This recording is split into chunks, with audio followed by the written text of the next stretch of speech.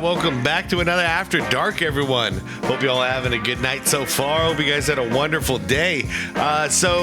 This one is, I found this one, so this wasn't a request or anything, but I figured this is perfect for an After Dark. This is Cosgrove's newest video, which is titled The 1994 Chicago Bulls Weren't Supposed to Be This Good. And I absolutely agreed in the moment in 94, and I still agree all these years later. That year still is shocking to me, especially considering, obviously Michael Jordan was gone, and what followed the following year, where they kind of had an epic kind of just collapse, But the crazy thing is for one season, up until the New York Knicks series, that is, up until that point, these guys really held the fort down, and I didn't know it was going to happen that way, but under Phil Jackson and Scottie Pippen taking the lead, like, they went way further than I ever expected them to go, and it was very impressive. Of course, that ends with the epic collapse, with Scottie Pippen not checking in the series and all that stuff that followed that year. But man, regular season wise, these guys were freaking awesome. So anyways, it's been a long time since I relived it, so I figured let's check out this video while it's still fresh, guys. I'm gonna link the original video from Cosgrove down in the description for you of this video, so if you want to check out his channel, I figure most of you know about Cosgrove at this point, but if you don't, great channel. You also see a list of channel members. Shout out to you guys, I appreciate y'all, and I think it's time we do this. Like the video if you could, it helps me out a bunch, and I appreciate it a lot. And hope you all are doing well. Let's check this out.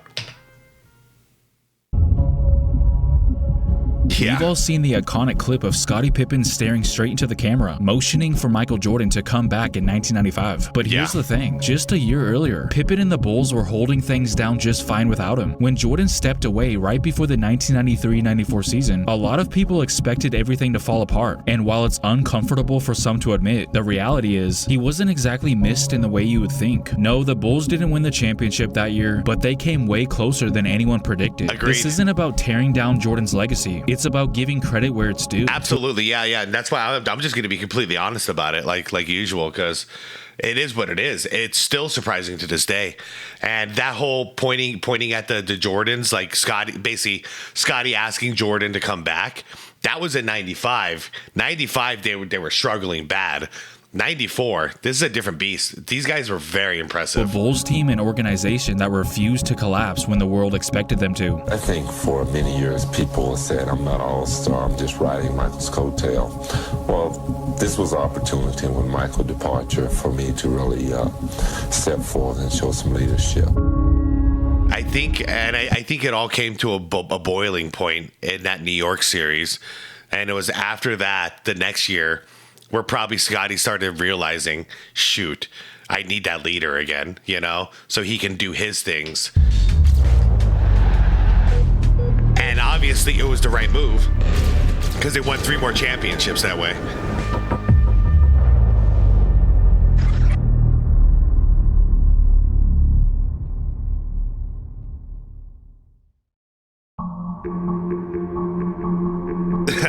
Game 6 of the 1993 NBA Finals. Yeah, laugh it up, guys. Horace Grant kicks it out to a wide-open John Paxson, who knocks down the three-pointer that ultimately secured the championship for the Chicago Bulls over the Phoenix Suns. Yeah. That win gave Chicago its 3rd consecutive championship. That one right there. Naturally, the conversation quickly shifted toward whether the Bulls could win a 4th straight championship. However, only a few months later, those expectations changed dramatically when Michael Jordan stepped away from basketball following the murder of his father, choosing instead to pursue baseball. And just like that, the entire perception of the team flipped overnight. The Bulls went from championship favorites to a team that many believed wouldn't even make the playoffs. Now, publicly, Jordan said all the right things. He expressed confidence in his former teammates, and to be fair, he probably meant it. I'm still looking forward to watching this team be successful. A lot of people doubt this team because of my retirement. I don't. I told Scottie, I told BJ, I told John, I told all the guys, you still have the faith, you have the ability to achieve what you want to achieve. You just got to believe in it. But deep down, and we all have a deep down, there's a good chance that even he had doubts, just like many experts did. I think because he built those guys, you know what I mean? And I'm not giving him all the credit, but in practice, he built those guys into just being tough as nails, ready for anything. So I think he did have a lot of faith in them. I think that the big question mark for him was probably, what we all thought, like, who's going to lead the team? And yeah, Scottie Pippen had that role, but like when push comes to shove in the fourth quarter, who's that guy? Bulls came to town before. It was always Jordan and the Bulls. That carried weight. It drew crowds. It created energy. But with Jordan now gone, it just didn't hit the same. The hype wasn't there. The crowds outside hotels were smaller. The buzz at restaurants faded. At the same time, the players were constantly dealing with questions about Jordan, which became frustrating very quickly. I bet. Yeah, I was watching a lot. Obviously, I was a huge Bulls fan, so I was watching. Now, this wasn't a I was rooting for these guys. Key pieces from their first three-peat were still there. Guys like Horace Grant, B.J. Armstrong, Bill Cartwright, and of course, Scottie Pippen. The day Michael retired, his locker was cleaned out by the Bulls. I thought it was going to become a memorial, but instead, Scottie moved right in. I think it was a very bold move, but I think he was saying to everyone, it's now my team. At the same time, new faces were stepping in. I didn't know they did that.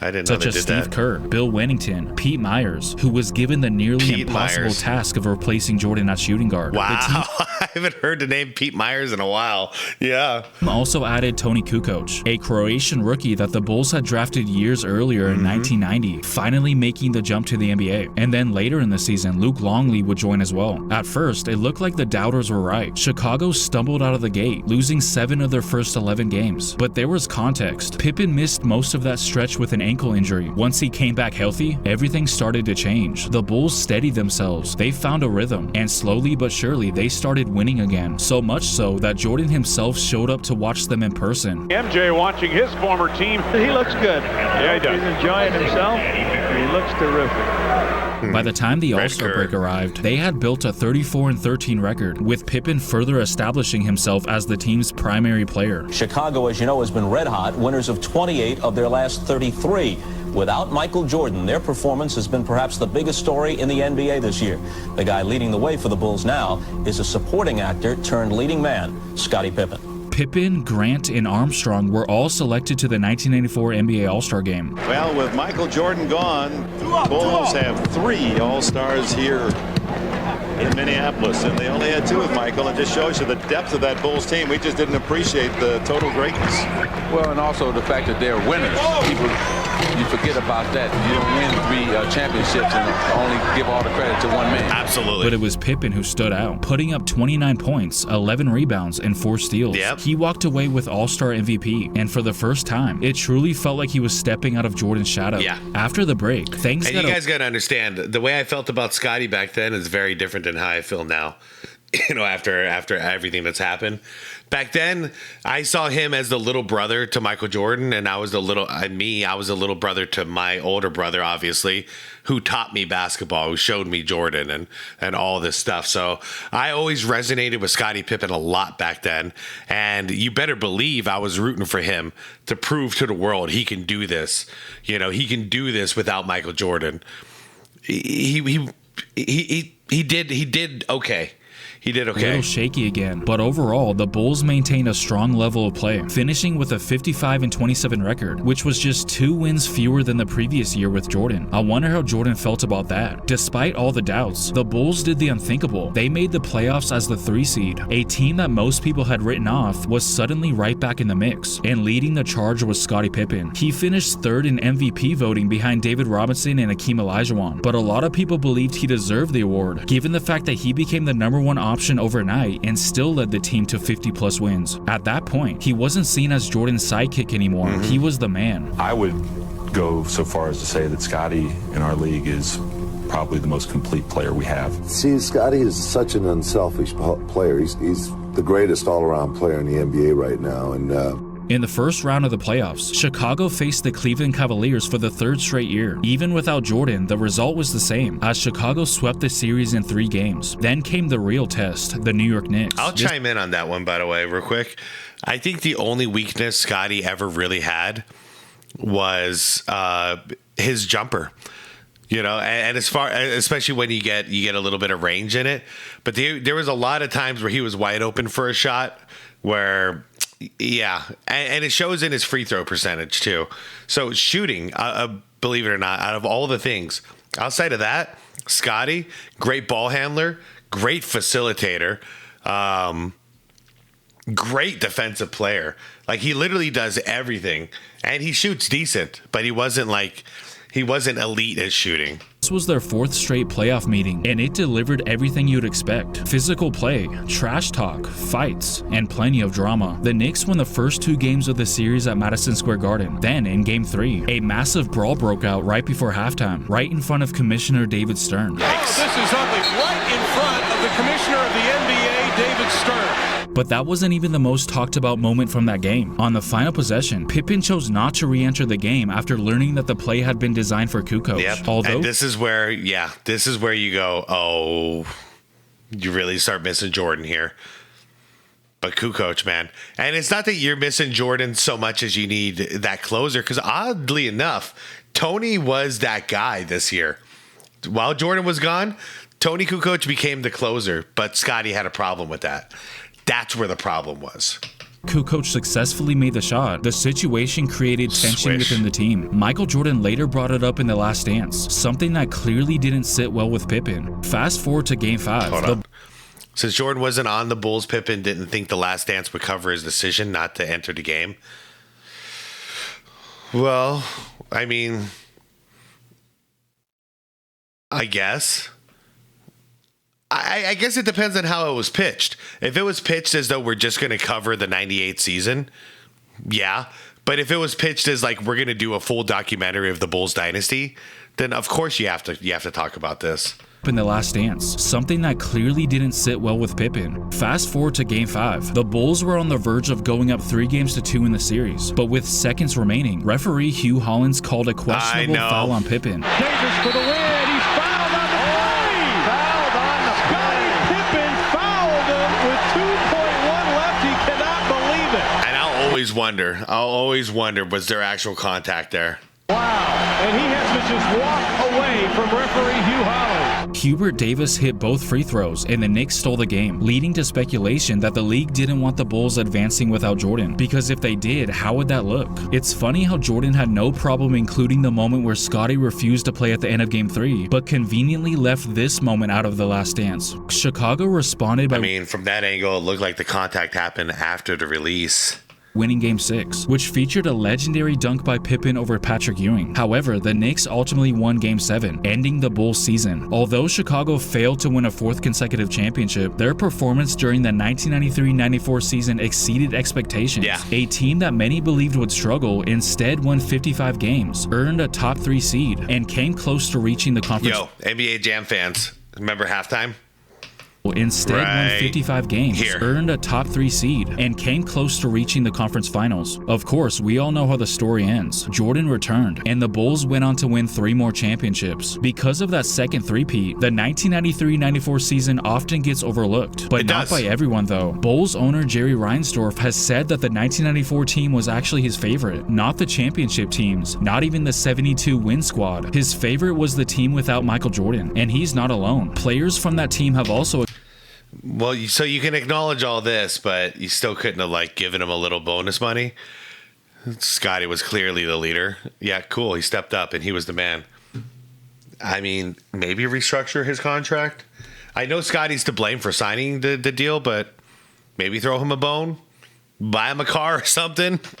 His favorite was the team without Michael Jordan, and he's not alone. Players from that team have also expressed appreciation for that season. Everybody was all in. We had something to prove. We wanted to prove that we could, play without him. I mean, when he retired, one of the best years, I think, even though we didn't win the chip, one of the best years that the Chicago Bulls had, man. Rather than collapsing after losing the best player in the league, they remained one of the stronger teams in the NBA. So maybe, just maybe, they were never as dependent on Jordan as everyone thought.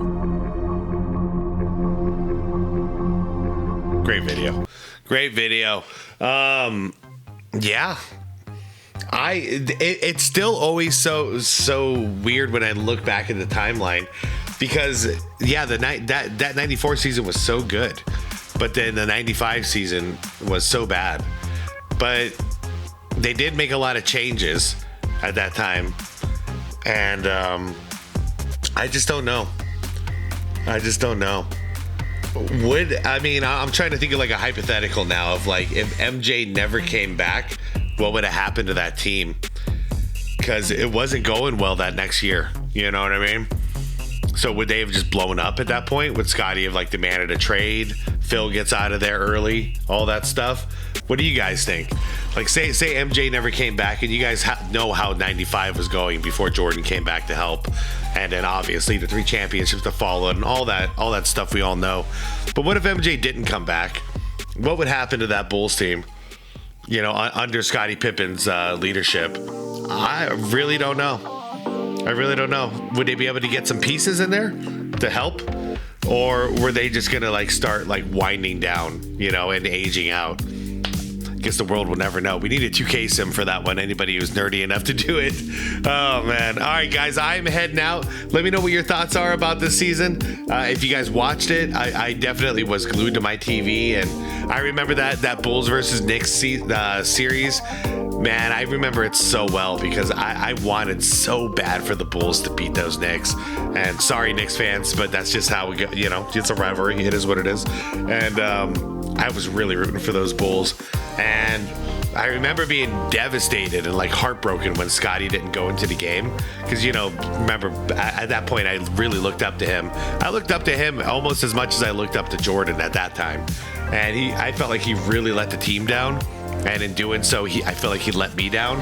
And but then I remember also being furious, me and my brother, at that Phantom call at the end. You know, the very last that last thing they showed you, where the 3-point shot goes off and it looks like he got hit after the release.